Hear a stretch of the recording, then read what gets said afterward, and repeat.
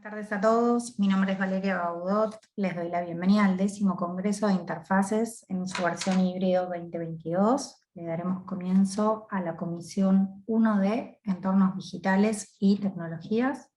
El Congreso de Interfaces es un espacio en el que los protagonistas de la comunidad educativa de América Latina y España comparten experiencias pedagógicas significativas, intercambian vivencias, validan proyectos y consolidan estrategias.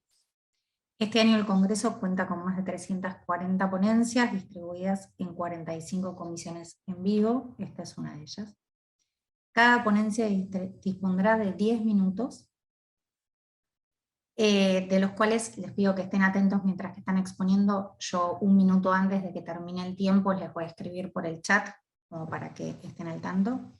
Y se expondrá una ponencia seguida luego de la otra, y cuando todos los ponentes hayan terminado su intervención, se habilitará un espacio de intercambio y de preguntas que se podrán realizar a través del chat. Vamos a dar comienzo a la primera ponencia, que está a cargo de Marisa Elena Conte y Andrea Roca, y en este caso nos van a hablar de la aplicación de la metodología STEAM en el aula. Adelante, chicas. Muchas gracias. Voy a compartir pantalla.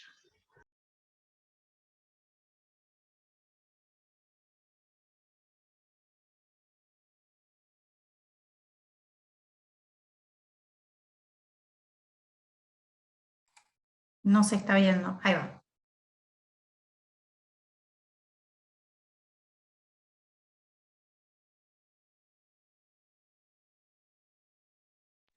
Marisa, estás muteada. Ahí está. Ahora sí. Bueno, desde hace un tiempo elaboramos oportunidades de aprendizaje dentro de la metodología STEAM, porque creemos en que solo la tecnología per se no va a lograr los aprendizajes que queremos mejorar, sino que si no se hace un foco en lo que tiene que ver con el campo de la didáctica. Resolver justamente problemas apelando a lo que el estudiantado ha internalizado, o que puede aprender en función de pensar, diseñar prototipos, que den respuesta a una problemática existente, u optimizar dispositivos que existen, pero que sin embargo se pueden mejorar con pequeñas intervenciones, que mejoran justamente los originales. Es lo que trabajamos en estos momentos, porque creemos que es la mejor forma para que las y los estudiantes desarrollen las habilidades que se espera obtengan para transitar el futuro, que cada día es más incierto. Bueno, desde Geniateca, que es un emprendimiento generado por docentes de informática, desde hace tiempo estamos desarrollando proyectos en los que se aplica justamente esto que ustedes ven: la resolución de problemas, el pensamiento computacional, el aprendizaje basado en proyectos, retos y desafíos, el aprendizaje basado en juegos y el prototipado de soluciones. Todo esto lo combinamos con el hágalo usted mismo, teniendo en cuenta marcos teóricos embebidos en el desarrollo de propuestas, generando interrogantes. Es decir, nosotros no nos paramos frente a los estudiantes y damos una clase teórica, sino que vamos haciendo, y a medida que vamos haciendo, vamos explicando conceptos teóricos, y de lo cual surgen preguntas, inquietudes, y las vamos respondiendo a medida que van surgiendo. Bueno, para poder diseñar estas soluciones, nosotros nos apoyamos en el Design Thinking como una de las metodologías a trabajar con los chicos.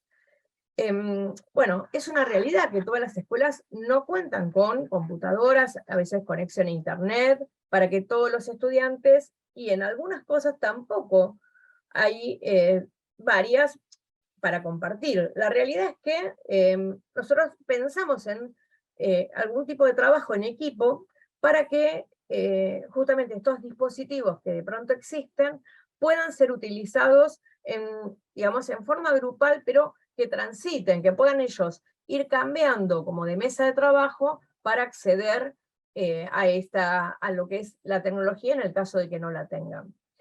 Es así que utilizamos lo que ustedes están viendo, que son estas interfaces.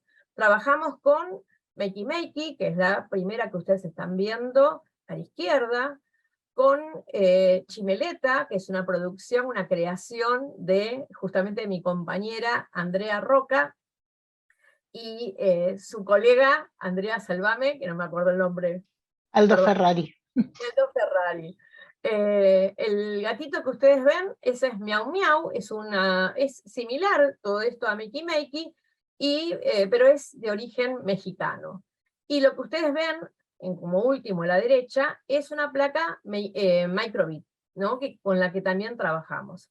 Entonces, la idea es trabajar, por un lado, con lo analógico y por otro lado con la tecnología. Y de esta manera, crear propuestas en las que justamente todo lo que tiene que ver con lo STEAM, la ciencia, la ingeniería, el arte, la tecnología, puedan, digamos, combinarse para provocar estos aprendizajes. En esta imagen que ustedes están viendo, es una propuesta que tiene que ver con crear un cómic. Ese cómic es interactivo, es decir que, además, una cuestión que utilizamos materiales que los reciclamos, digamos, que son de bajo costo. Eso también es una cuestión que favorece el desarrollo de estas actividades. Entonces, lo que ustedes ven es cartulina, papel aluminio, y eso que está ahí son lo que se destapan las gatitas de gaseosa, no vamos a decir que es de cerveza, sino de gaseosa. Y cuando las tocamos, interactuamos con lo que programamos en la computadora, y en este caso produce un efecto sobre la computadora. Nosotros trabajamos con la programación creativa, pero vinculando a diferentes espacios curriculares. En este caso, lo que ustedes están viendo es una propuesta de arte y música. Está prototipado un escenario, un recital de rock, y lo que ustedes ven, los personajes están hechos de cartón, con tapitas de gaseosa, y lo que sería el cabello es viruta de lápiz, ¿no? Virulana, o sea, todas cosas elementos que están cercanos a los estudiantes y son de bajo costo. Y también en esta estructura está armada con palitos de brochet, esta cuestión de que los estudiantes tienen que realizar mediciones, cortar, pegar, hacer toda una suerte de actividades, que no solo está lo de la programación, sino que, como ustedes ven, está toda la parte plástica, artística, y combinada con la música, la idea es que estos cantantes que están ahí, a medida que se los toca, ¿no? Que se interactúa con ellos, y a raíz de la programación van a cantar, ¿sí? Inclusive la propuesta es que ellos graben sus voces, que realmente los estudiantes puedan, o sea, que no se ejecute una música grabada, sí grabada, pero digamos hecha por ellos mismos. Y también combinamos la parte que tiene que ver con la electrónica. Ustedes ven en los costaditos, recién Andrea estaba mostrando, unos LEDs que también están vinculados a estas interfaces, y se encienden, o sea que hay todo un trabajo de programación y vinculando con todas estas áreas de conocimiento. ¿Seguimos? Bueno, esto es un juego, porque nosotros proponemos también, como decíamos, aprender jugando. Esto tiene que ver con una propuesta de motricidad fina. Entonces, lo que hay que realizar, este es una especie de circuito, que con un elemento que ustedes ven ahí, que está enrollado en cinta plástica, esto es alambre, ¿no? Tienen que hacer ir de un extremo al otro sin que suene una chicharra, ¿no? Que suene un sonido que lo que está dando cuenta es que, bueno, que estamos teniendo contacto con ese alambre, y no hay, digamos, esta motricidad fina, digamos, que le cuesta un poco trabajarla. Seguimos siempre con la idea de programación. Trabajamos mucho con los ODS, ¿no? Es una cuestión que todos debemos trabajarla, es una preocupación, y en este prototipo lo que está buscando es estos espacios en color plateado que ustedes ven, lo que intentan ser son elementos que se encuentran contaminando los mares, y que el estudiante, a través de una pincita de depilar, tiene que quitar estos plásticos, estos elementos que están introducidos en esas como islas, ¿no? Que también toda esta maqueta, toda esta es una propuesta que los estudiantes, si bien nosotros damos una idea, después cada equipo va a desarrollar de acuerdo a su imaginación y su creatividad. Seguimos un poquito más, y esto tiene que ver también con los ODS y el cuidado de los bosques. Ustedes, si han visitado parques nacionales, hay un indicador que tiene que ver con justamente los peligros que puede haber de acuerdo al color, ¿no? Hay una especie de relojito, las personas que... nos queda un minuto, bueno, vamos a ir volando. Y la idea es que tocando esos vasitos con agua, interactúan con ese disco. Vamos a ir velozmente en ese minuto. Esta es una trivia armada con los ODS, también pensando que los estudiantes formulen las preguntas. Nos interesa no tanto que respondan, sino que ellos puedan formular las preguntas. En el siguiente tiene que ver con el camino, ¿no?, de la deglución, y se pasa una bolita, y entre cada una de las partes que va, hay unos ganchitos que hace contacto, y va a dar explicaciones en la computadora de este proceso digestivo, en este caso.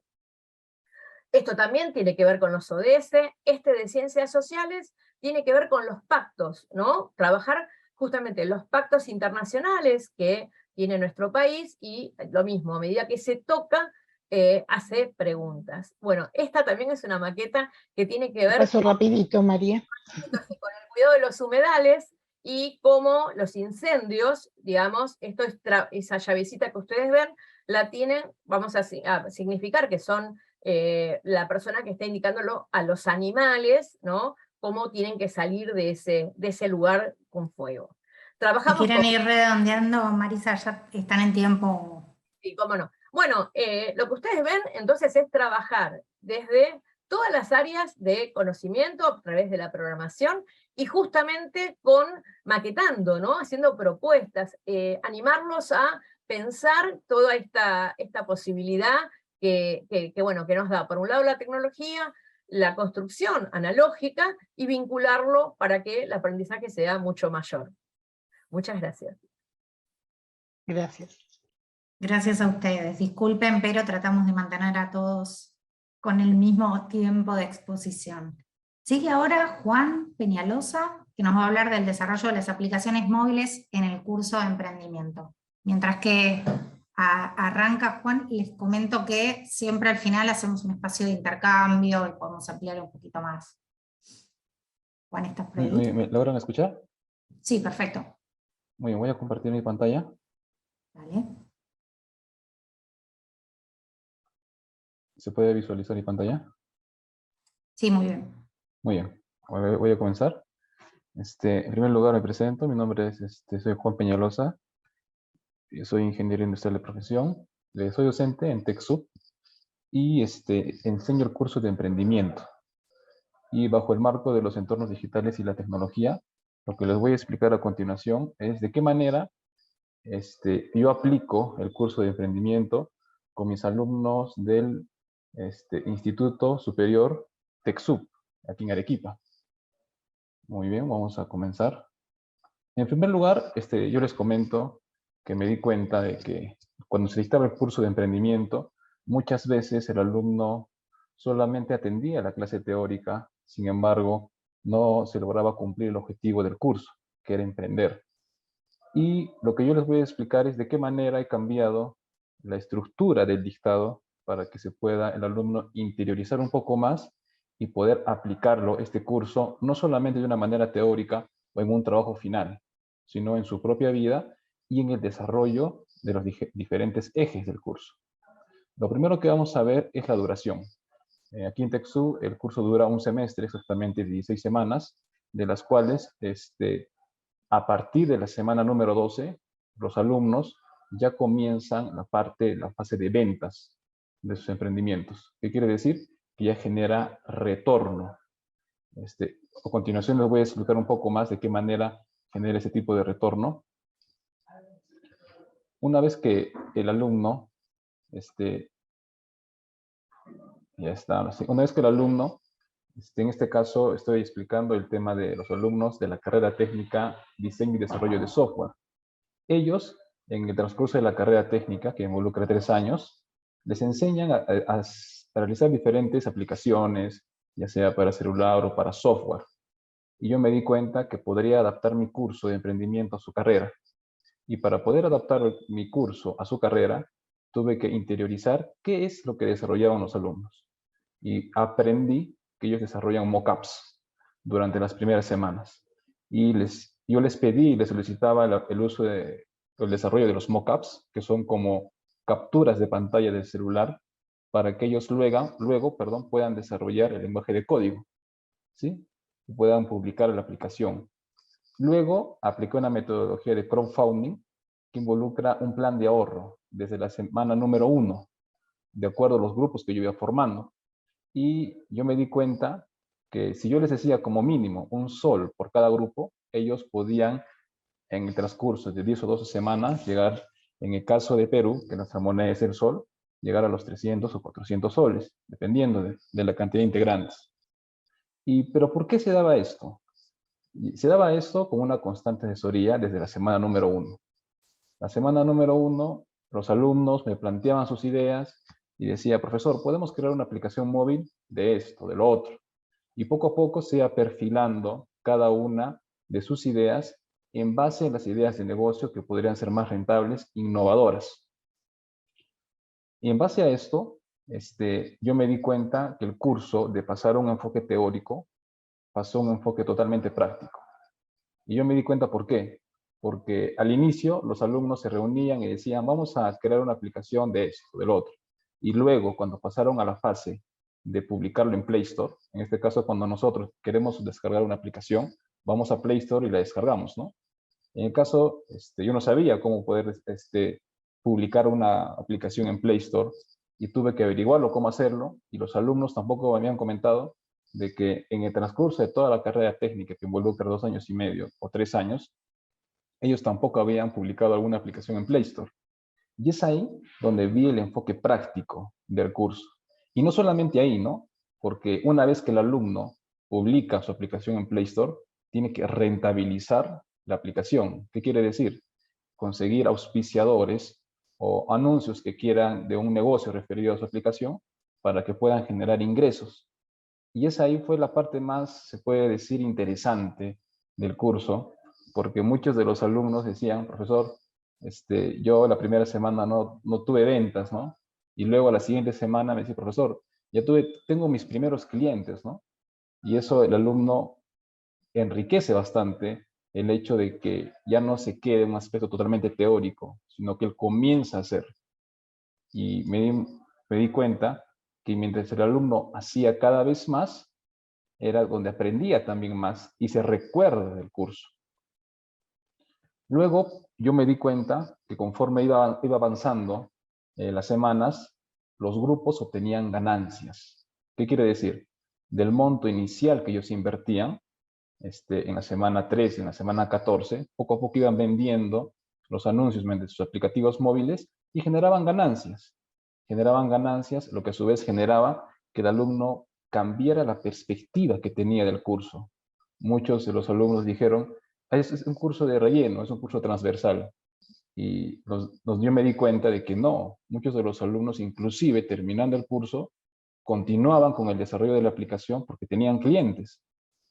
Y es algo muy interesante que se dio. Y para poder ahondar un poco más en cómo se aplicó este tipo de metodología para poder desarrollar aplicaciones móviles, yo les voy a mencionar aspectos específicos, los cuales tuve que aprender para poder inmiscuirme en la labor del alumno y el cómo podría publicar su aplicación en Play Store y poder conseguir clientes. Lo primero que yo tuve que entender es cómo adaptar el curso de emprendimiento, que es un curso transversal, a una de las 12 carreras que ofrece mi institución. Entonces, ¿cómo lo adapto? Porque si lo sigo dictando como lo estoy dictando, el alumno lo va a entender, lo va a comprender, pero no lo va a aplicar. Es lo primero que pude entender. Y luego de entender de que mi curso tenía que ser adaptado a la carrera a la cual estoy dictando, que es diseño y desarrollo de software, aplicamos algunas de las técnicas que ellos en otros cursos les enseñan para poder interiorizar un poco más. Por ejemplo, ¿no? Yo tuve que entender que para poder publicar una aplicación en Play Store, primero se tiene que tener una cuenta de desarrollador. O sea, yo como docente tuve que crear una cuenta en Google Console para que los alumnos pudieran publicarlo ahí, y una vez que generaran su APK, lo pudieran publicar, porque te pide una serie de requisitos Play Store, ¿no? Lo cual fue algo muy interesante y bonito que aprendimos junto con mis alumnos. Obviamente eso tiene un costo, ¿no? Y luego la experiencia de cada alumno fue tan importante y relevante que sus propios familiares, y eso en cada asesoría me contaban los alumnos, de que los familiares le decían, ¿y qué curso te ha pedido hacer esto? Su papá, su mamá le decía, ¿y por qué estás haciendo esto? ¿Y por qué quieres vender lo otro? O sea, los mismos familiares se estaban dando cuenta de que el curso ya estaba trascendiendo o pasando unos límites que por lo general un curso no llega o no trasciende. Y cuando vieron sus primeras ventas, tanto el alumno como su propia familia cambió la perspectiva que tenía de mi centro de estudio. Cambió. Dijo, yo no pensé que en esta institución me iban a enseñar esto. O yo no pensé que iba a vender esto. O yo no pensé que iba a aprender esto. Y es ahí vimos que la experiencia del alumno fue muy enriquecedora y me motiva y me motivó a seguir innovando, presentando propuestas de mejoras en cuanto al curso de emprendimiento. Y ya para ir terminando, yo tengo, bueno, estas son mis redes sociales, en Facebook y en YouTube. Yo cada semestre, o sea, cada 4 o 6 meses, publico los mejores trabajos que han generado en el semestre de mis alumnos. Pero yo solamente no dicto el curso de emprendimiento una carrera, sino dicto varias. Y es ahí donde me doy cuenta, y yo les comento, de que no uno, sino hasta el momento tengo 1 o 2 alumnos, de que terminado el curso, les ha quedado el bichito del emprendimiento. Y a raíz de ello, ellos han participado de algunos concursos aquí en la ciudad. Hace 1 o 2 semestres participaron de un concurso y de más de 100 propuestas de emprendimiento, ellos quedaron dentro de los 3 primeros puestos. Lo cual a mí me llenó de orgullo, me gustó bastante porque el curso ya está trascendiendo y no solamente es algo teórico o algo que cabe en un semestre de 16 semanas, sino algo que trasciende en el alumno y lo motiva, inclusive como una nueva forma de ver la vida, su aspecto laboral, para poder crear, en este caso, un emprendimiento. Bueno, aquí, si ustedes desean ver otros de los trabajos, no solamente específicamente de desarrollo de app móviles, sino tengo también de otras carreras, lo pueden revisar en mi canal de YouTube. Tengo 2 canales y ahí pueden revisar todos los trabajos que ya se han presentado en el transcurso de este año y medio que se está en este curso. Bueno, eso sería todo. Muchas gracias. Muy interesante, Juan, muchas gracias. Gracias por el manejo del tiempo, impecable. Pasamos ahora con Elba Martínez, que nos va a hablar de GeoGebra innovando en la enseñanza de matemáticas. Estás muteada, Elba.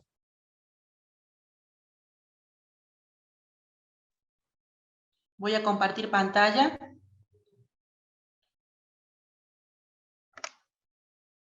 Bueno, muy buenas tardes a todos. Me voy a presentar, mi nombre es Elba Beatriz Martínez, soy licenciada en Sistemas, egresada de la Universidad Nacional de La Rioja. Actualmente estoy cursando la carrera de Ciencias de la Educación y esta ponencia surge a partir de la propuesta de la Cátedra Innovación y Tecnológica, Innovación e Informática Educativa. Sí, elegí GeoGebra porque, bueno, yo soy docente de nivel medio, específicamente del ciclo básico, y este año los alumnos de las escuelas secundarias recibieron por parte del Plan Federal Juana Manso computadoras, ¿sí? Estas computadoras poseen diversos software educativos, entre ellos GeoGebra. Así que quise aprovechar, ¿sí? Y bueno, y les voy a comentar mi experiencia con este software educativo, ¿sí? GeoGebra es un software dinámico para enseñar y aprender matemática de manera clara y sencilla, ya que ofrece diversas formas de representación de objetos matemáticos a través de distintas vistas, gráficas, algebraica, estadística y en 3D para el caso de la geometría del espacio. Las matemáticas son percibidas por un gran número de estudiantes como una de las materias más difíciles, exigentes y problemáticas, ¿sí? Por lo que los estudiantes suelen tener dificultades para afrontar con éxito esta materia debido a la complejidad de los conceptos y las estrategias que cada uno adopta para hacerle frente a las mismas. Voy a citar a 3 autores, ¿sí? Que es Vergel Ortega, Isidro Duarte y Martínez Lozano, quienes sostienen que las matemáticas son consideradas la base de los procesos complejos del conocimiento, ¿sí? Y que es necesario que las personas posean un pensamiento crítico, reflexivo y analítico para desarrollar las capacidades que le permitan razonar, formular y solucionar problemas. Por lo que los docentes debemos buscar estrategias para hacer nuestras clases más amenas y el uso de las TIC lo hace posible. Citando a otro autor, que es Kotick, quien sostiene que para lograr que las TIC sean integradas en el aula de la matemática va a depender tanto del interés como de la capacidad del docente para generar un ambiente de aprendizaje que le permita la producción de conocimientos con la elaboración de clases dinámicas para estimular el aprendizaje continuo y el trabajo colaborativo de los alumnos. Este software educativo, como lo es GeoGebra, juega un papel muy importante en el proceso de la enseñanza y aprendizaje de las matemáticas, ya que proporciona en el aula la ayuda necesaria para desarrollar la deducción matemática como un método para comprender cosas no evidentes. Este software utiliza fundamentalmente en el aula para ayudar a comprender a los estudiantes la solución de problemas, como así también la utilidad de datos y gráficos en el contexto de la vida real. Algunas de las ventajas que puedo nombrar de GeoGebra, que es fácil de usar, que permite a los estudiantes investigar las propiedades geométricas y algebraicas, que permite crear animaciones a través de los deslizadores y que se puede graficar implícita, explícita o paramétricamente ecuaciones. El objetivo de este trabajo, ¿sí? Fue determinar la influencia que tiene GeoGebra como recurso didáctico informático para enseñar, aprender y estudiar contenidos de la matemática, haciendo visibles las principales características, propiedades y fundamento lógico-teórico correspondiente, concretamente en el estudio de las transformaciones de funciones reales mediante la diversificación de una función, su reproducción total o de alguna de sus partes en diferentes ubicaciones en el plano.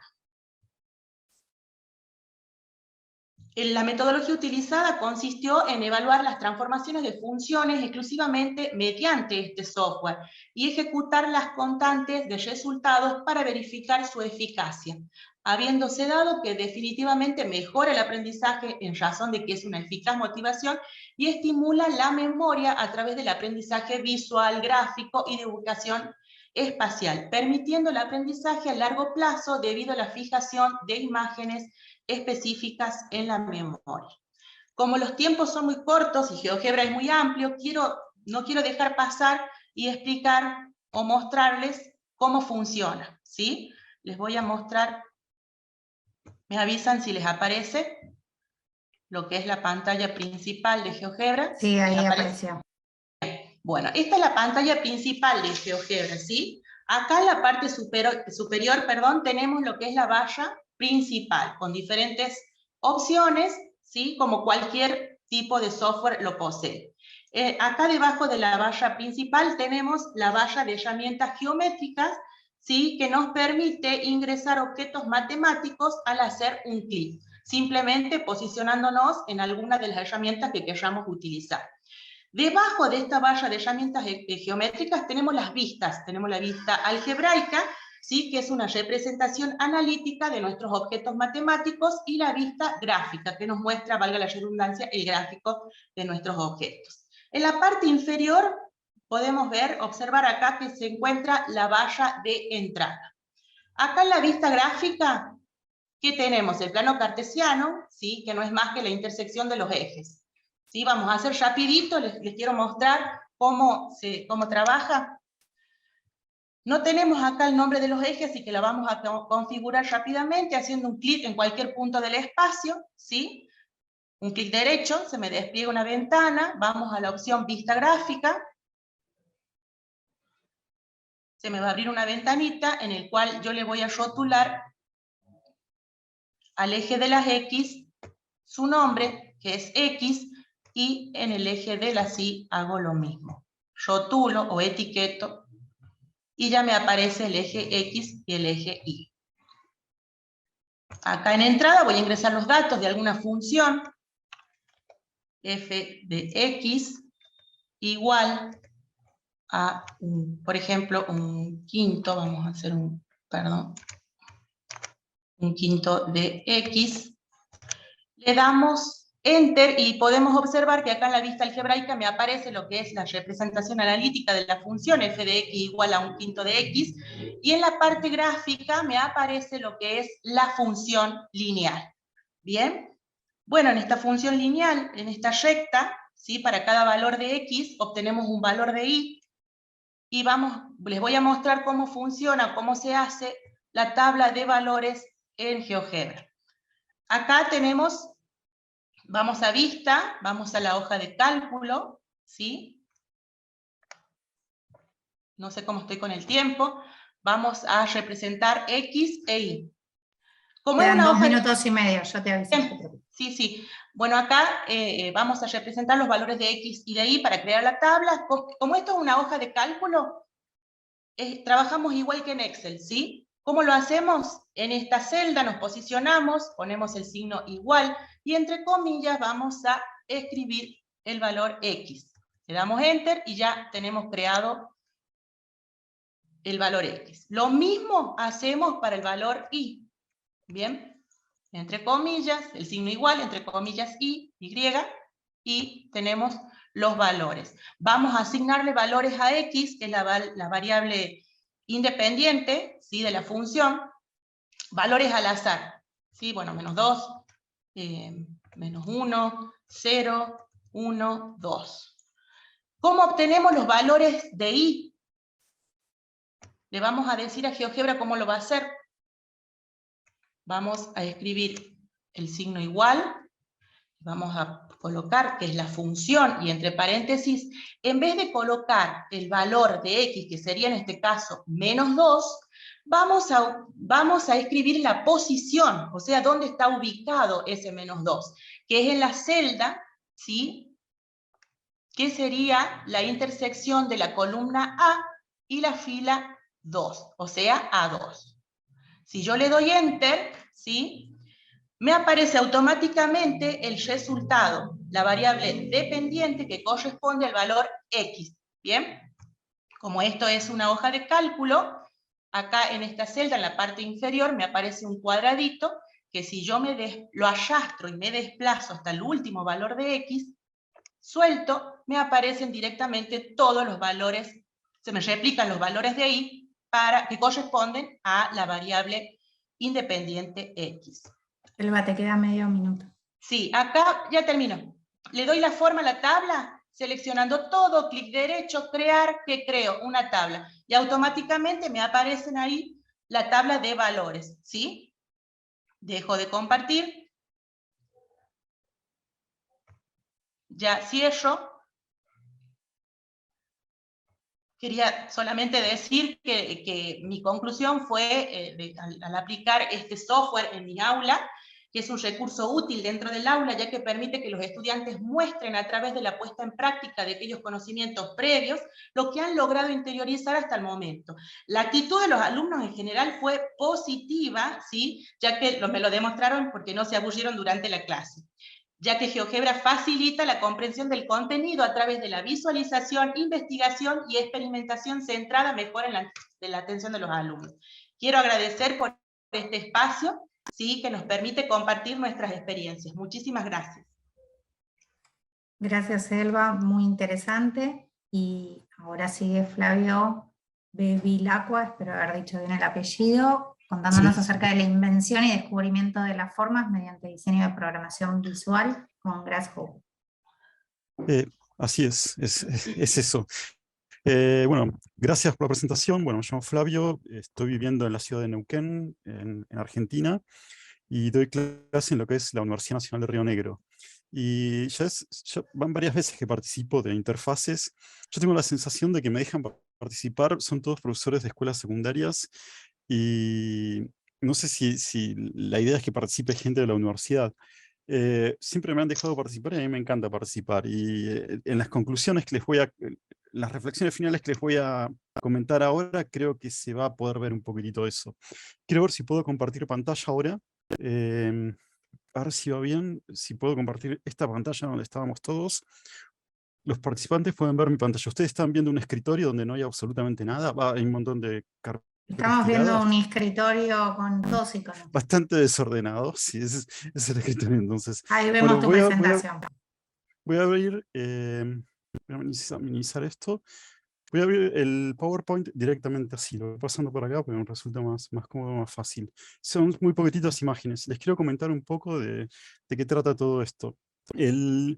Durante el año 2020-2021 di una materia optativa dentro de la carrera de diseño de interiores inmobiliario que se dicta en la ciudad de General Roca, que era diseño paramétrico de mobiliario para espacios interiores. O sea, la idea era que los estudiantes del último año de la carrera pudiesen interactuar con software que les permitiera diseñar, generar formas mediante el uso de programación visual. ¿Estamos? ¿Por qué se eligió esta materia? Las razones por las cuales se habilitó el dictado de esta materia todavía me sorprenden. Nunca me la han aclarado. Yo no sé si quienes tomaron la decisión de elegir la materia sabían de qué se trataba, pero para mí fue una oportunidad única. ¿Por qué? Porque se dio online, como estamos haciendo nosotros este encuentro ahora, y participaron estudiantes de todo el país. Es decir, pude trabajar con estudiantes de Santa Fe y estudiantes de Mendoza, estudiantes de Buenos Aires, del Gran Buenos Aires, de Mar del Plata. Y bueno, obviamente del norte de la Patagonia, de donde estamos nosotros. Eso fue una experiencia riquísima y eso me ayudó muchísimo a mí como docente para aprender un montón. Por otro lado, al ser una materia optativa, tiene casi un carácter como de algo lúdico. Es decir, noto que yo doy clases a los estudiantes que ingresan a la carrera de diseño de interiores, y doy clases también en el último año. La carrera dura 4 años. Y noto que hay una suerte quizás no sé si, los estudiantes se transforman, ¿no? En esos años obviamente porque aprenden un montón, la vida universitaria los cambia, pero además creo que se pierde algo, ¿no? O sea, esa vitalidad con la que ingresan en el primer año es como que la tienen domesticada, quiero decir, es durísima la palabra, pero la tienen como calmada y es como si hubiesen aprendido a comportarse dentro de la universidad. Sucedió algo muy extraño. En el 2021 todavía estamos en situación de pandemia, semi-encuarentenados, o sea, una cosa bastante extraña. La materia se dio online. Y los estudiantes estaban en sus casas, en sus lugares de residencia, entonces fue como que se liberaron. Llegó un momento que uno empezaba a relacionarse con ellos, se liberaban y empezaban a expresarse de otra manera. Y aparecieron realmente cosas fantásticas, interesantísimas, que ahora se las voy a comentar. La propuesta pedagógica era de taller, es decir, daba una clase teórica, yo sí daba una clase teórica, y después mediante el trabajo con el software, ellos lo veían, y a la vez grababa las clases y después subía los videos al aula virtual. Esto que se ve acá a la izquierda es el aula virtual, y estoy exactamente en este lugar, los mismos libros todavía atrás. Subía al aula virtual, ellos podían volver a ver lo que se había trabajado en clase y reflexionar sobre esos conceptos. Yo lo que hacía era aprovechaba la clase para leer, les leía teoría, les leía teoría del diseño, les leía teoría relacionada con la operación de diseño. Y ahora me adelanté, pero ahora les quiero comentar ese tema. Les decía, el tema, la propuesta pedagógica del taller, ellos compartían pantalla, entonces podía ver lo que estaban haciendo. Los objetivos tenían que ver con eso, o sea, con aprender a manejar un software, con educarse para la emancipación, es decir, que la excusa de aprender el software les sirva para pensar en la autonomía de cada uno de ellos cuando se desempeñan como profesionales, pero cuando se desempeñan como personas en la vida, ¿no? O sea, que ellos aprenden un software, pero que yo les enseñaba a aprender a aprender. Es decir, les mostraba distintos tipos de software y nos concentrábamos en uno, que era Rhino, Rhinoceros con Grasshopper, pero nos enseñaba distintos tipos de software y para que ellos tuviesen la inquietud de aprender algún otro software, y algunos de ellos me sorprendieron porque aprendieron cosas que yo no sabía. Quiero seguir adelante. Además, combinábamos el aprendizaje con blogs, el viejo blog, ¿no? Ese viejo blog que hace rato que no lo usamos porque quedó, para mí no fue superado, para mí sigue existiendo el blog de Blogger y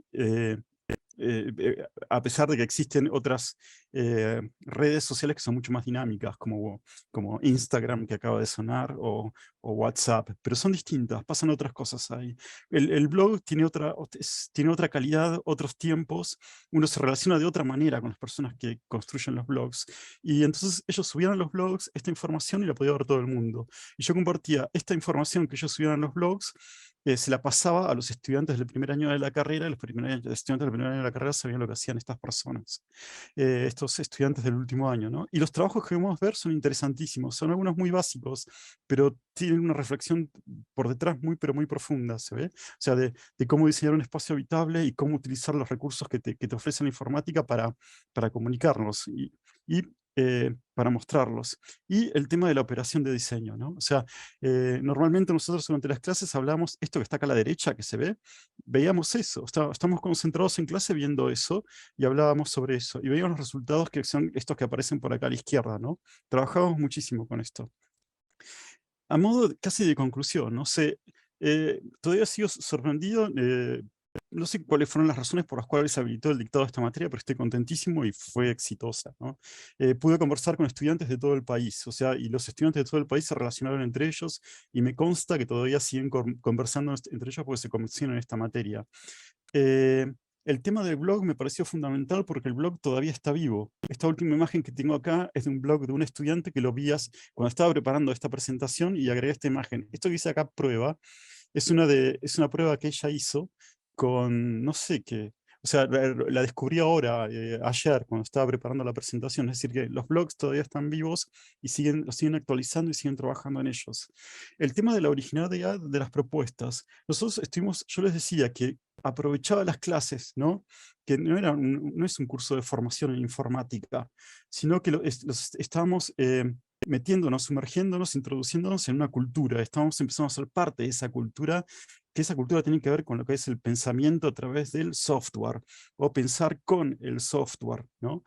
Con distintos tipos de software. La comunicación, ¿no? Cuando uno trabaja con software es distinta cuando uno lo hace a mano, etc.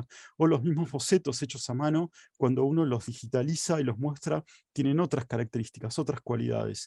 Y sobre eso reflexionábamos. Y aparecían temas que no sé hasta qué punto, todavía me queda la duda. Uno cuando es docente siempre se queda la duda hasta qué punto el estudiante tomó esas ideas o esas cuestiones que uno planteaba, ¿no? Que era el problema de la autoría, ¿no? El problema de la autoría del proceso proyectual. Es decir, cuando uno trabaja con algoritmos, esos algoritmos se suben a la red, se comparten, otros los ven, entonces los toman, los adoptan, los modifican y los vuelven a introducir en la red, y eso va sucediendo de manera constante, ¿no? Yo los invitaba, por eso insistía, les leía teoría, les leía, inclusive hasta cuentos les he leído, que tienen que ver con la historia, ¿no? del diseño, y con la teoría y con la crítica. Creo que si tuviese que hacer una crítica personal, creo que los trabajos que llegaron a desarrollar como estos son fantásticos. O sea, el nivel de desarrollo fue excelente. Quizás nos faltó, tal vez por tiempo, pero el tema de desarrollar el texto escrito, reflexionar sobre lo que se hace, ¿no? No dejar de ver y de pensar, tomar distancia con lo que uno está haciendo para reflexionar sobre ello, ¿no? Y el segundo de los temas que me mató y que me dolió muchísimo es el costo de una buena computadora. O sea, nosotros estamos hablando de software, nosotros estamos hablando de programas de computación, estamos hablando de buenas conexiones a internet, y todo eso tiene un costo en dinero que no todos los estudiantes podían solventar, que no todos los estudiantes tenían los recursos para comprar una buena computadora. Las sensaciones que me quedan son encontradas. Fue fantástico el tema del encuentro, ¿no? Muchas veces se habla del tema de la informática como que te aísla, ¿no? Como que te aísla y te sienta a vos solo de manera individual frente a un monitor. Sí, eso pasaba, pero nos encontrábamos todos en un lugar. A nivel humano seguimos contactados, seguimos intercambiando mails todavía hoy. Me queda el tema del costo, de los precios y de cómo el acceso a una computadora, ¿no?, es un escalón altísimo que hay veces que hay que alcanzar y una vez alcanzado eso es como que te potencia, ¿no? Pero si te interesa el tema. Y el tema del ingreso a una cultura. Sé, por las conversaciones que he tenido con algunos de ellos, porque todavía los curso en la universidad ahora, y algunos que son de otras ciudades me escriben, algunos se han ido del país y me están escribiendo, cómo el concepto de estar en una cultura prendió. O sea, es como que ellos lo han tomado. Voy a dejar de compartir ahora. Flavio, Creo que estás venía por acá, ¿no? pasado en tiempo, si querés ir redondeando. Sí, voy redondeando y quiero dejar de compartir, pero no sé cómo se hace. Creo que venía por acá. Usar compartir la pantalla. ¿Dónde era? ¿Dejé de compartir? Acabas de dejar de compartir. Bueno, me alegro, eso es lo que quería hacer. Eh, las sensaciones mías están como muy encontradas. O sea, estoy contento por haber podido dictar esta materia. Estoy contento por haber conocido a estudiantes de todo el país. Estoy fascinado con ello. Pero noto que esas cosas maravillosas que ustedes mostraban recién, creo que eran los primeros, Roca, me acuerdo el apellido que era Roca. Andrea Roca era, y creo que era, no sé si era Marcela, que mostraron unos trabajos de unos estudiantes que eran fantásticos, con latas y con vasitos, o de las aplicaciones, las APK, que lograron convertirlas en un negocio. Toda esa dinámica de trabajo es como tuve que recrearla y como que fue una especie de artificio, me costó un esfuerzo enorme. Al final, el balance es positivo, pero me dejó pensando eso, ¿no? ¿Qué es lo que se pierde de esa vitalidad que perdieron los estudiantes en todo el transcurso de la carrera? Y que en el espacio menos pensado, si uno dice que vamos a hablar de programación visual y de algoritmos, piensa que es una materia muy dura, ¿no? Que sí, que tenía momentos duros, pero sin embargo en este espacio es como que logramos crear un ambiente de trabajo que era sumamente cálido y humano. Nada, termino por acá, son todas reflexiones abiertas. Nada, les agradezco por haberme escuchado, gracias. Gracias, Flavio, y te quiero decir que no sos el único docente de nivel universitario. La facultad Bueno. organiza y en general los coordinadores y también los que exponemos somos docentes universitarios, así que no te sientas tan solo. Seguramente habrá más dentro de las comisiones. Yo estoy contento, pero, y les agradezco que me inviten, yo sigo contento. Dale, gracias. No, de nada. Seguimos con la ponencia de Diana, espero no equivocarme, Angarita Niño y Jorge Torres Cruz, que nos van a hablar de la investigación, creación en el diseño de interfaces digitales, gráficas sonoras, el caso BSCO. Espero haberlo dicho bien. Muy buenas tardes, muchas gracias por la invitación. Voy a prender mi cámara y voy a poner el tiempo a correr para no pasarnos. Bueno, pues nosotros hemos venido trabajando un proyecto que se llama BSCO, como aquí se indica, significa esta sigla Video Sintetizador de Control Ocular, el cual hunde sus raíces en unas prácticas que son más bien disruptivas, como las prácticas de la música visual, que comienzan a través, digamos, de unos artistas, el primero de ellos en Alemania, Walter Ruttmann, que en 1921 proyectó por primera vez una pieza a color donde se proyectaban luces de color puro y que pues se movían de acuerdo a ritmos musicales o a formas estructurales de la música. Y este tipo de práctica cinematográfica, que no era una práctica común, ya que, digamos, eludía los 3 actos narrativos del cine, ¿cierto?, donde las personas esperan ver el desarrollo de una trama. En este caso se creó una arquitectura del tiempo, una percepción donde se percibe, valga la redundancia, un tiempo que siempre es distinto, como un tiempo heracliano, ¿cierto? Y entonces, eso lleva a que nosotros empecemos a trabajar un tipo de software que tiene una concreción de librerías y pues valga la pena la exposición de Flavio, ¿cierto? Esto también depende de un proyecto, de un programa que es un programa de un método de programación visual que conecta diferentes tipos de librerías que hacen diferentes cosas. En este caso es un diagrama de flujo que representa que los ojos, ¿cierto? Es un programa que, digamos, el ojo, el gesto de los ojos van a manipular el programa a través de una librería de captura del movimiento de los ojos y esto pues va a activar a un videosintetizador, que es el algoritmo de otra persona, que es en este caso Kevin Kripper, y vamos a trabajar también una librería de música, que es la que desarrollada por, digamos, toda esta práctica en Berkeley que hay de la pedagogía sobre la música electroacústica, y esto pues va a generar imágenes que van transformándose de acuerdo a cómo los ojos se gesticulan. Al final escuchamos estas modificaciones también a través de unos audífonos, ¿cierto? En unos sonidos que representan la manera como, como el oído humano escucha, ¿cierto? Es decir, es un sonido inmersivo, un tipo de sonido inmersivo. Entonces, es una librería de muchos cálculos. Es un programa que pues, digamos, le da mucho, ocupa mucho el trabajo de la computadora, digamos, los procesos que hay a nivel de la CPU o de la GPU, pero pues la satisfacción es que tenemos una aplicación que, digamos, se puede manejar por este simple hecho de parpadear o cerrar los ojos por una cantidad de tiempo. Bueno, aquí mi compañera va a seguir explicando lo siguiente. Bueno, para hablarles un poquito, la realización de este proyecto pues surge de la unión de las dos universidades, de la Universidad donde estaba el profesor, la Universidad de Medellín y la Corporación Unificada Nacional de Educación Superior CUN. Nos unimos para realizar este proyecto de investigación-creación, el cual utilizó herramientas de la metodología de diseño centrado en el usuario. En este caso utilizamos la técnica del eye tracking para medir precisamente cuáles eran los efectos que tenía el uso de este software, esta plataforma con algunos estudiantes. En nuestra primera fase, pues hicimos una fase de análisis donde tuvimos que hacer una reflexión, una revisión teórica, un estado del arte, que nos permitió precisamente entender esos fundamentos del panorama actual necesarios para el correcto uso de esta técnica en plataformas audiovisuales. También pues hicimos a cabo de una búsqueda de aportes teóricos que nos sirvieron para formular ya la obra. La segunda fase sería el diseño, ¿no? En este proceso se propuso mantener el objetivo del diseño hacia una interfaz que se pudiera controlar por medio del movimiento ocular y facial, y llevar este diseño al ámbito ya de una obra de arte digital en escenarios de exhibición, como bienales, eventos y otros eventos a los que nos hemos presentado como para representar la investigación, ¿no? Para presentar la investigación-creación. El programa que usamos para el desarrollo del prototipo fue el programa Max MSP.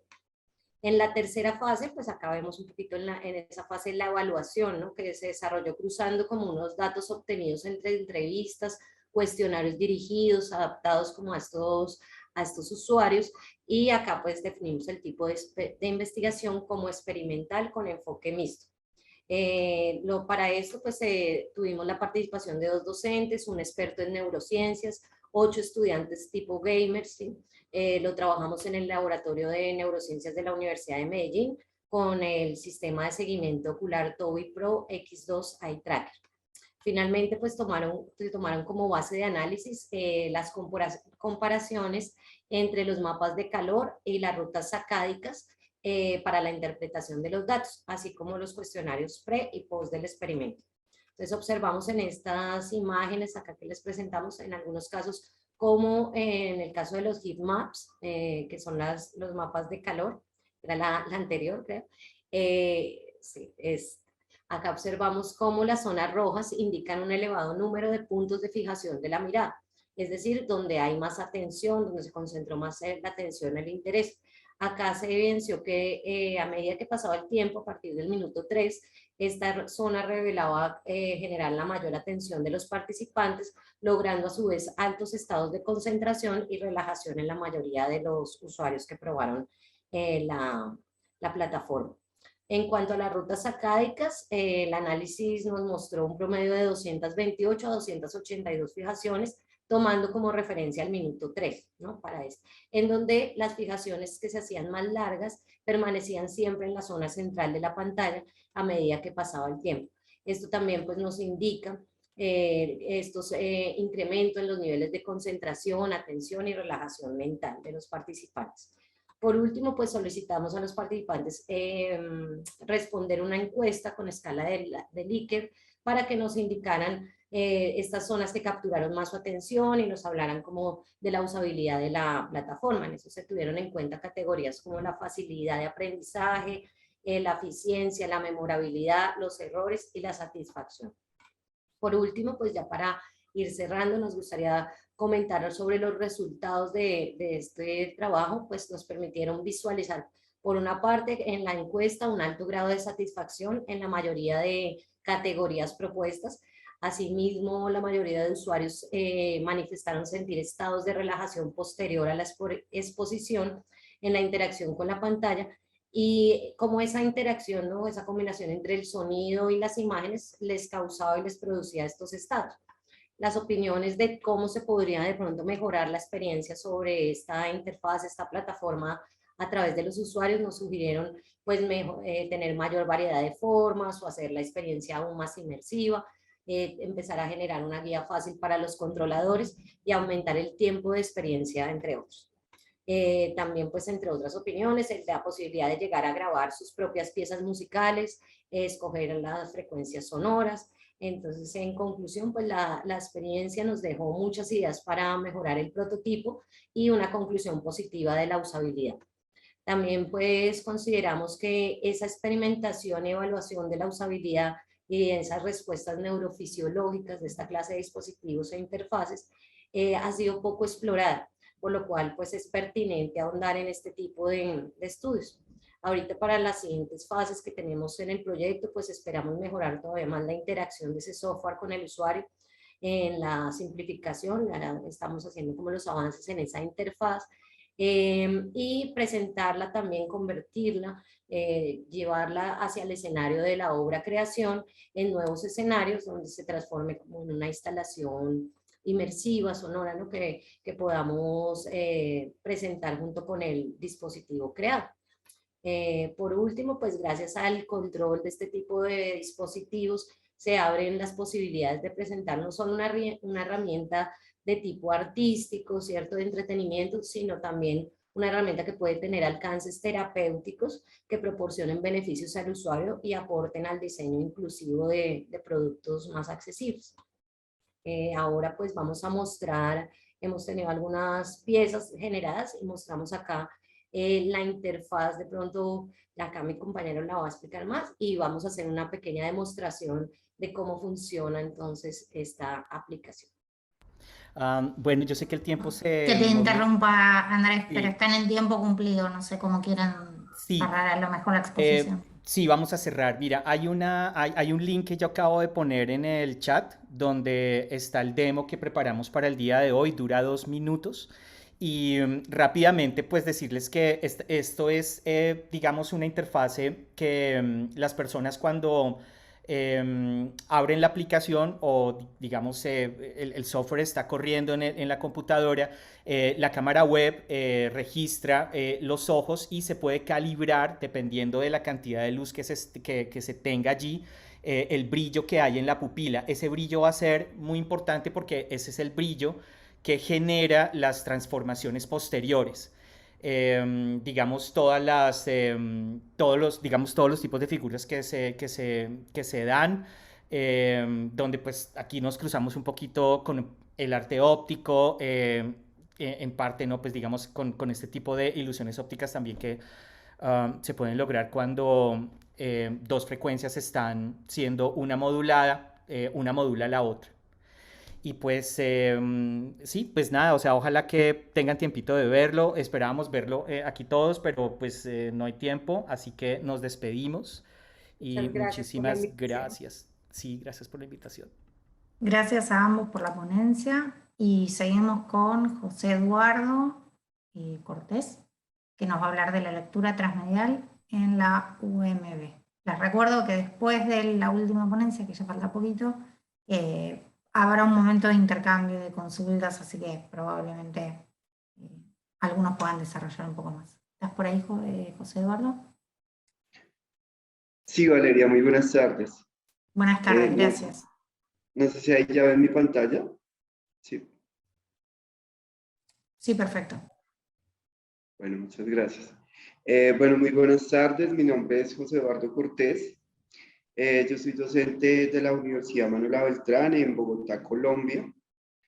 Lo que les voy a mostrar hoy son como algunos de los resultados de una investigación que hicimos referente a la lectura y la escritura de nuestros jóvenes de primer semestre, especialmente de algunas carreras de salud, ¿sí? Como fisioterapia, enfermería, terapia respiratoria y otros. Bueno, lo primero era que el gran problema era que los chicos no se sentían muy afines a los procesos de lectura, ¿sí? Entonces, ¿cómo movilizar estos procesos de lectura? ¿Cómo hablar con estos nuevos lectores, ¿sí? Un poco digitales, si se quiere decir así. Entonces voy a iniciar por ahí. De Carlos Scolari frente a lo que la industria cultural hace o genera de nosotros como lectores. Entonces, nos podemos convertir en esa metáfora de que nos da Scolari como espectadores o consumidores pasivos, o que estamos dentro de una de las cadenas de producción, o nos podemos volver consumidores o productores de contenido. A partir de allí, y en relación a algunos grupos especiales de cine y televisión, empezamos a trabajar un poco con las narrativas transmedia como una manera de acercar a los chicos mucho más a ese proceso de lectura, ¿sí? La narrativa transmedia nos da unas posibilidades, ¿sí? Lo primero es aclarar que transmedia no es adjetivo de la transmedia o del transmedia, sino que... ahora sí quiero la cerveza. Perdón, no escuché. Adelante, alguien se coló, ya está muteado. Vale, gracias. Transmedia no es adjetivo de el transmedia o la transmedia, sino que transmedia pues hace parte de unas narrativas. El transmedia o la transmedia, sino narrativas transmedia en lo digital. Quería acá iniciar con unas reflexiones un poco teóricas frente a lo que son los nuevos lectores, ¿sí? Entonces, Scolari acá específicamente y un autor que se llama Alvarello también, que ha trabajado mucho el tema de la narrativa transmedia en el aula, nos mencionan que hay unas hibridaciones un poco contaminadas frente a lo que es la lectura tradicional y en lo que se convierte la lectura digital, y que hay una textualidad cada vez más gaseosa y caótica, ¿no? Trayendo también algunos conceptos de Bauman y bueno, de otros autores que nos hablan sobre un poco de las nuevas maneras de leer en el siglo XXI, ¿sí? A partir de allí, como de ese recorrido, pues generamos una metodología de trabajo investigativo. Lo primero que hicimos fue una serie de unos cuestionarios iniciales en donde recogimos algunos datos estadísticos sobre consumos mediáticos de los chicos, como videojuegos, consumos de narrativas audiovisuales, películas y demás. Generamos una serie de talleres que se llamaron Narrando en lo Digital y hacían parte luego pasamos a la producción específica de las narrativas, que es los que les voy a mostrar ahorita más adelante. Y el cuarto momento era la parte de la socialización y luego unas entrevistas a los mediadores, ya como cerrando el proceso frente a lo que fue la construcción de las narrativas. Esa construcción de la narrativa transmedia, sí, la narrativa transmedia se concibe como la expansión de un relato, en este caso muy específico, desde ciertas plataformas. Entonces, lo primero es que un relato original o un cuento, una historia, lo que sea, se puede pasar o se puede convertir en múltiples historias. Segundo, que cada plataforma le va a brindar algo nuevo al relato. Tercero, que hay participación por parte de los usuarios. Cuarto, que cada parte de la narración en cada soporte se va a entender como un mundo narrativo distinto. Y quinto, que hay una experiencia de inmersión plena dentro de la historia. Y por último, que la historia va a ser o se va a convertir en un elemento más importante que el medio o el soporte.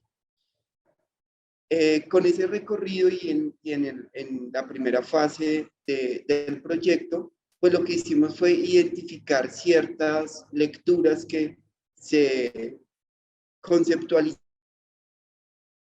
muy bien con lo que los jóvenes o las estadísticas arrojaban frente al consumo mediático. Entonces iniciamos el trabajo con un texto discontinuo que se llama Virus Tropical, de una autora que se llama Power Paola. Es un texto cómic que habla sobre la reivindicación de la mujer. Trabajamos con otros grupos con una novela muy contemporánea que se llama Nada, de Janet Teller, una novela de una autora de Dinamarca. También trabajamos con la novela gráfica Maus en algunos grupos, una novela que nos va a retratar otra manera de retratar lo que sucedió en el Holocausto, y con un clásico también de la literatura que va a ser Persépolis de Satrapi. Entonces, trabajamos con estas novelas. Primero hicimos una lectura, si se puede decir así, muy dada desde lo digital, siempre leíamos o en el celular o en la tablet o en la computadora, y a partir de allí empezaron a surgir ciertos productos, y retomando ahorita un poco la palabra al doctor Flavio, uno de esos primeros momentos fue el blog como una posibilidad transmedia, ¿sí? Entonces nacen algunos blogs como a ver si acá.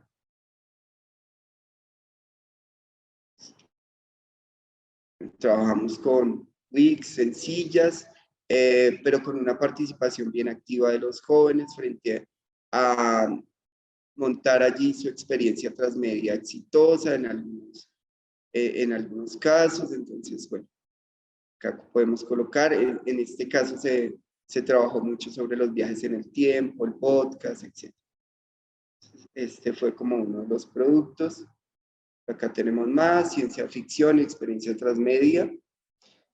Algunas narrativas transmedia no dadas solo desde el campo de lo digital, y en eso queríamos hacer como énfasis en que la narrativa transmedia no se logra solamente en el formato digital, sino también en otros formatos que logren expandir la historia. Algunos de los estudiantes crearon también, a partir de la lectura de las novelas, videojuegos. Sí, también fue uno de los elementos más dados allí como a trabajar, bueno, sobre todo en los campos de ingenierías, pero narrativas transmedias que nos llegaban a una reflexión bien interesante sobre lo que es la producción y la reflexión frente a la lectura. Bueno, evidentemente, también algunas con Instagram, pero también algunas puestas en espacios divergentes, como algunas de las estudiosas al leer Persépolis hicieron algunas charlas en colegios, y allí plantearon como unas exposiciones vivas, si se puede decir así, de sus productos. Le apuntaron mucho también al hilo, a crear hilos en Instagram. Entonces, a partir de la lectura que hicieron, colocar una publicación y generar un hilo conductor a partir de una pregunta. Algunos trabajaron formatos en TikTok, ¿sí?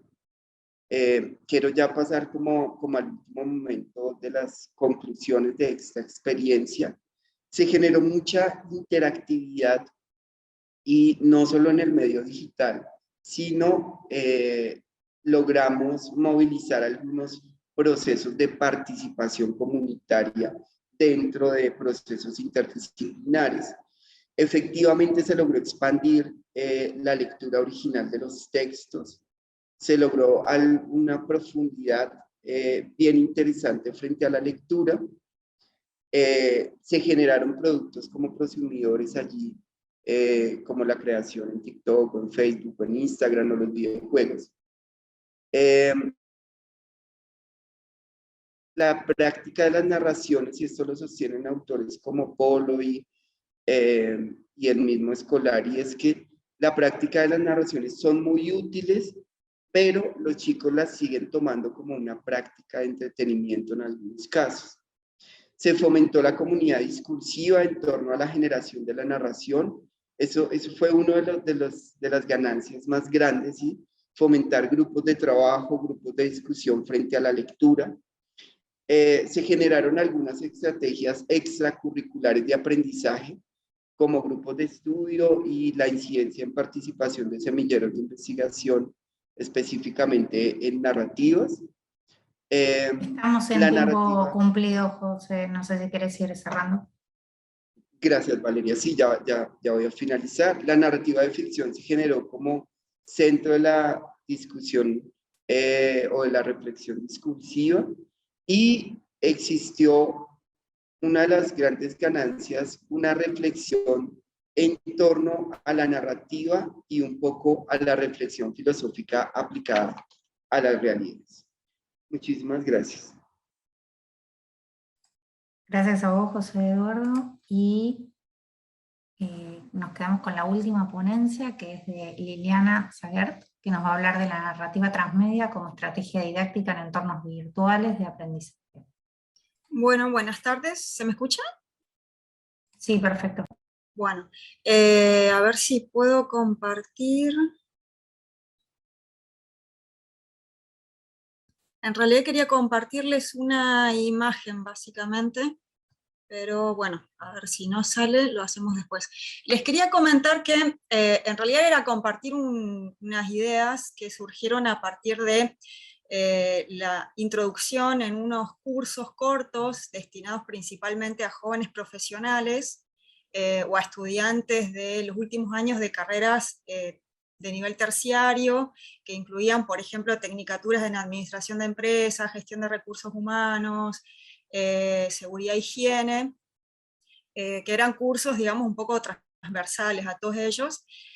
Por ejemplo, había cursos de idiomas, cursos de competencias digitales, y tenían la característica de ser muy unidireccionales. Eran cursos virtuales, se daban a través de una plataforma conocida, que es Moodle, pero bueno, tenían un diseño como muy estándar y muy unidireccional, es decir, el docente desarrollaba las unidades, habían trabajos prácticos que en algunos casos eran colaborativos, pero que se llevaban a cabo a través de un solo medio, es decir, texto o algún foro, o a lo sumo una wiki, digamos.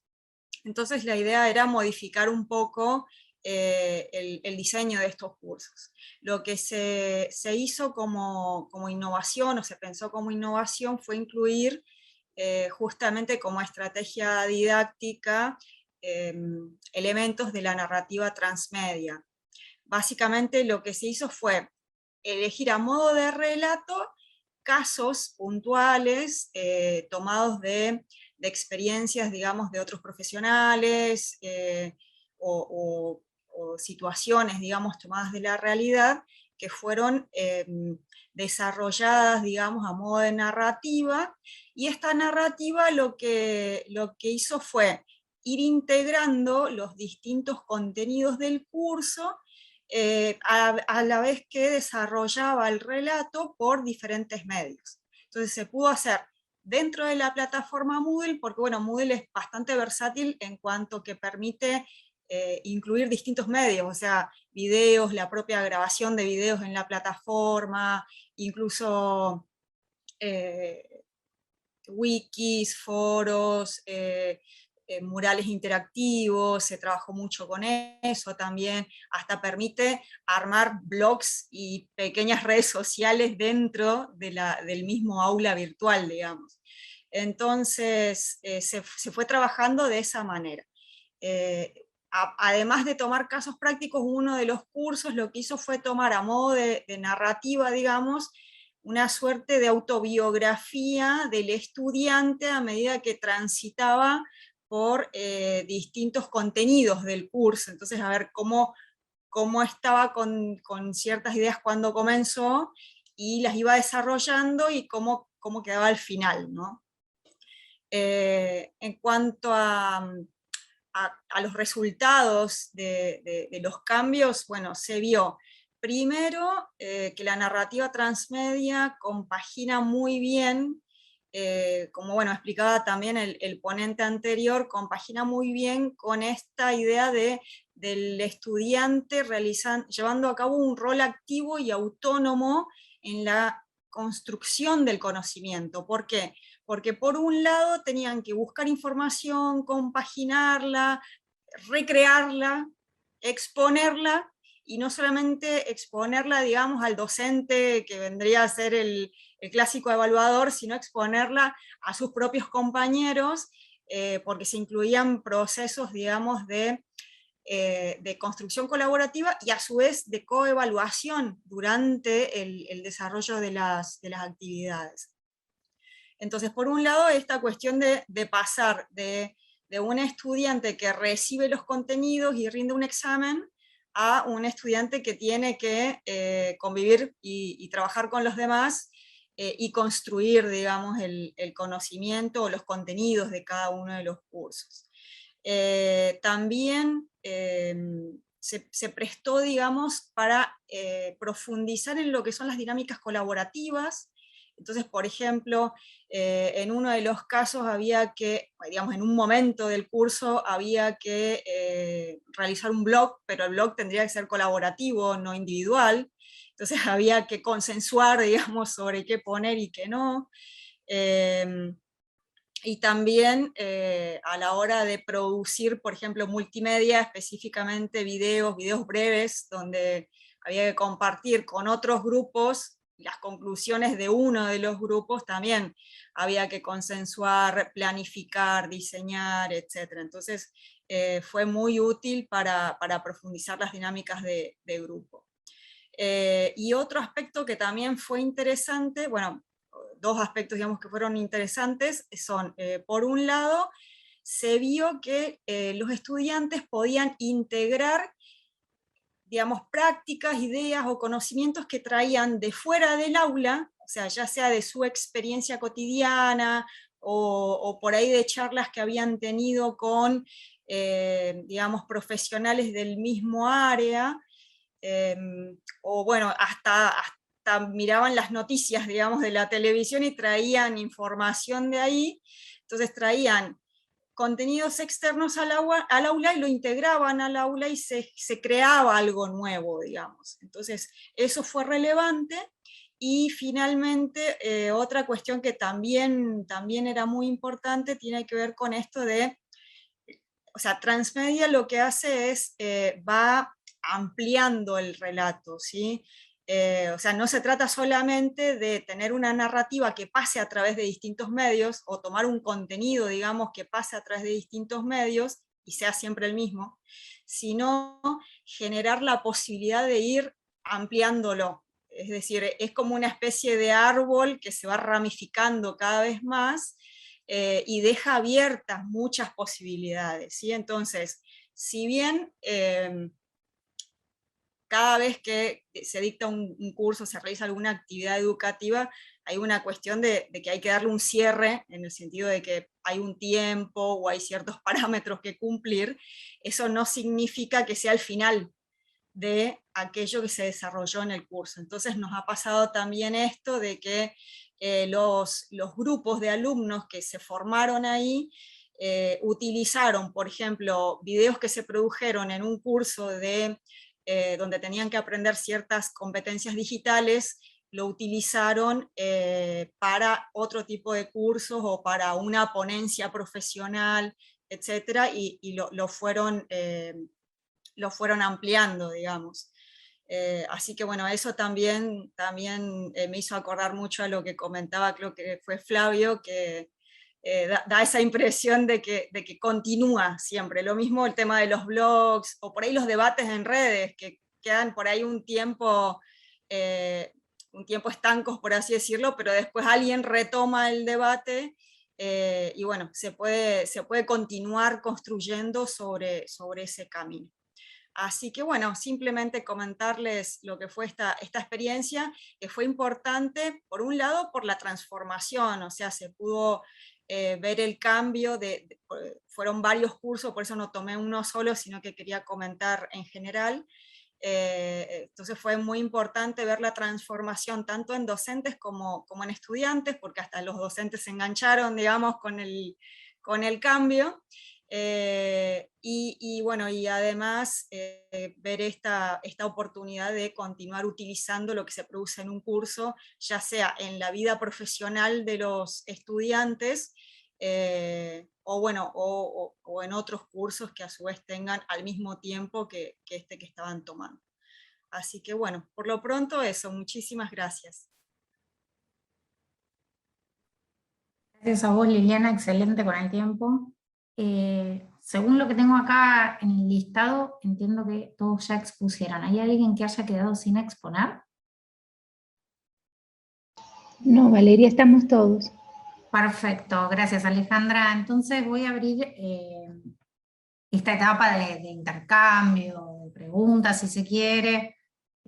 Sé que la modalidad quizás decía a través del chat, pero yo voy a iniciar a través de un breve resumen de qué se habló en esta comisión, que me parece súper interesante. Hay como varios temas en común.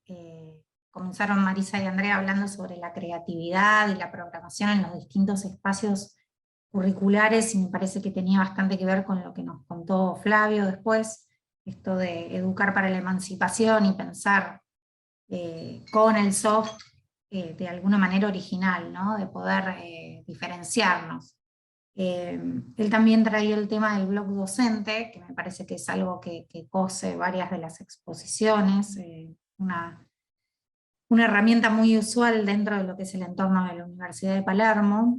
Después Juan hablaba de la rentabilidad y de la innovación a través bueno, del proyecto que él les propuso a sus alumnos, y esto de que el emprendimiento fuera redituable, ¿no? Me pareció como súper interesante, porque en Argentina entiendo que también en otras ciudades estamos viviendo que los chicos se preguntan el para qué, ¿no? Del estudio y de qué van a hacer mañana con lo que están aprendiendo hoy. Entonces el poder educarlos desde la acción, o mostrarles los contenidos ya desde una aplicación, si se quiere, me parecía súper interesante. Y bueno, después algunos otras aristas, digamos, si se quiere, de otro tipo de experiencias, pero también desde el punto de vista de la tecnología, que tenían que ver con lo que nos mostró Diana y Jorge de la música ocular, y lo que nos mostraba José y Liliana de la narrativa transmedia, ¿no? Esto de tratar de formar o entender nuevas maneras de leer, nuevos alumnos, nuevas aulas, nuevas experiencias, y creo que la constante en esto es el estudiante, o todos tratamos de tener al estudiante activo en un entorno, construyendo, en un entorno distinto, ¿no? Construyendo el contenido, que era lo que nos decía Liliana sobre el final. Así que yo abro los micrófonos de todos, el que quiera hablar, si quieren por un tema de orden levantamos las manos como para ir exponiendo, pero me gustaría, digamos, hacer un breve cierre. Sé que hay gente que se quedó con ganas de contar algo más de su experiencia, así que quizás puede ser un buen momento.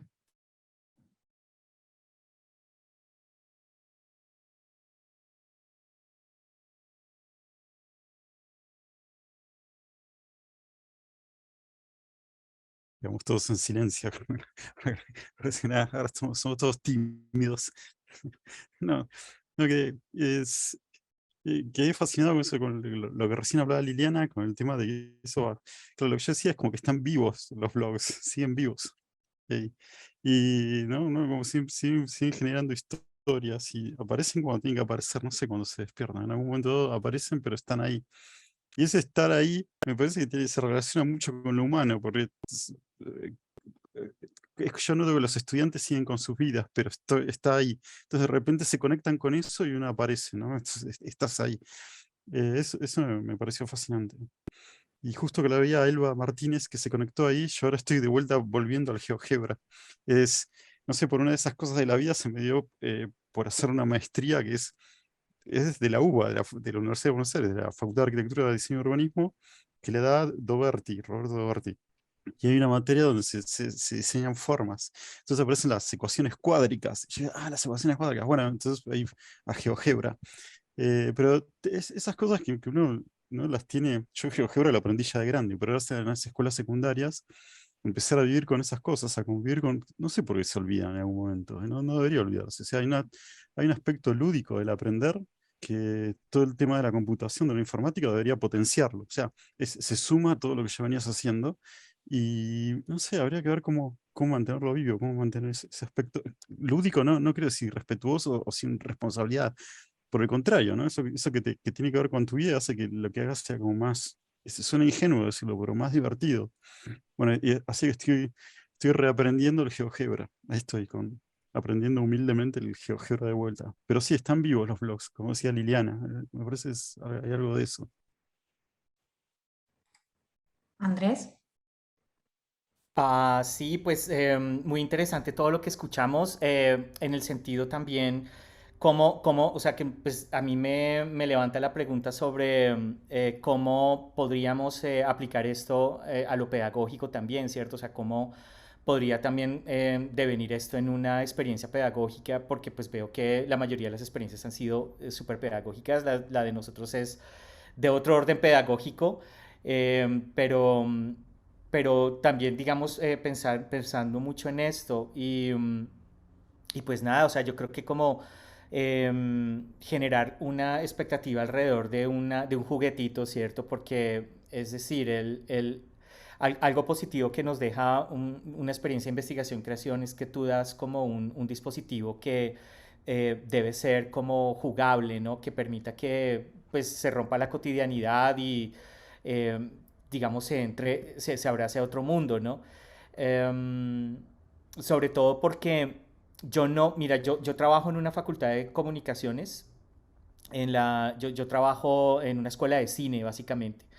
Y los estudiantes, o sea, todo, digamos, este aspecto narrativo es muy rígido, ¿no? O sea, cuando decimos hay una trama, los personajes tienen, o sea, la trama tiene una premisa, se busca esto, ¿cierto?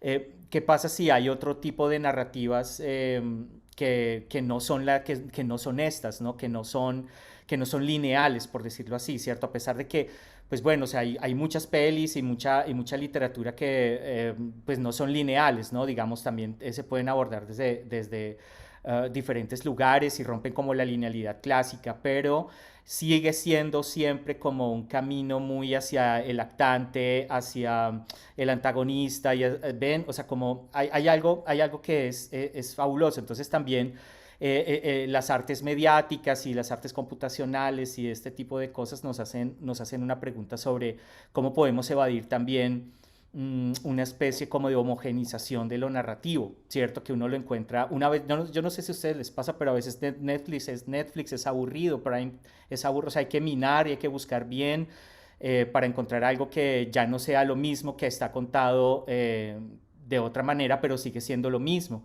Entonces, está también el encuentro con el tiempo, ¿cierto? Cómo el tiempo está siendo percibido, ¿sí?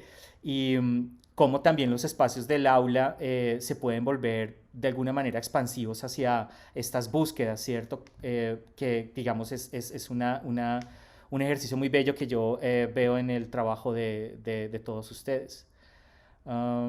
Y bueno, no, pues allí queda, de hecho este link, a propósito, ya lo último de decir de nuestro proyecto, y es que en el link que pusimos, donde está esto, precisamente tiene como es sonido inmersivo, ¿cierto? Entonces hay unas melodías, o digamos las porciones o el nivel de las frecuencias, si lo pensamos en dos ejes, ¿no? El tiempo, frecuencias, alturas.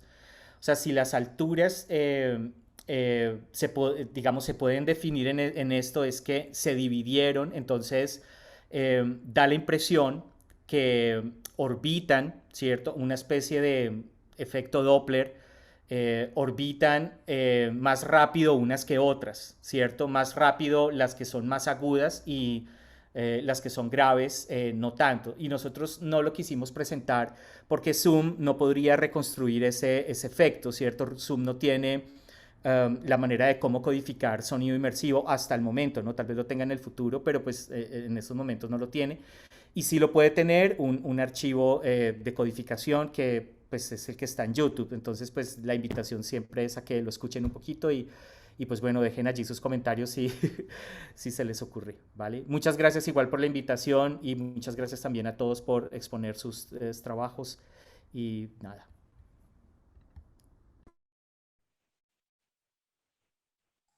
No sé si alguien quiere decir algo más. Ahí está Andrés, lo voy a volver a copiar abajo por las dudas. Invitando a participar. Si nadie quiere decir nada más, yo doy por cerrada esta comisión. Agradezco al Congreso de Interfaces por la organización de este espacio de reflexión y a la Universidad de Palermo por permitirme coordinarla. Y a todos ustedes, los expositores, por participar, por ayudarnos a pensar estos nuevos accionares docentes en este escenario post-pandemia, que tiene mucho todavía por dar. Así que no se olviden que el Congreso de Interfaces continúa hasta el día viernes, hay muchas comisiones para participar, se pueden sumar a cualquier comisión, se inscriben previamente. Así que muchas gracias y espero verlos pronto en otra comisión o el año que viene en Interfaces. Entonces.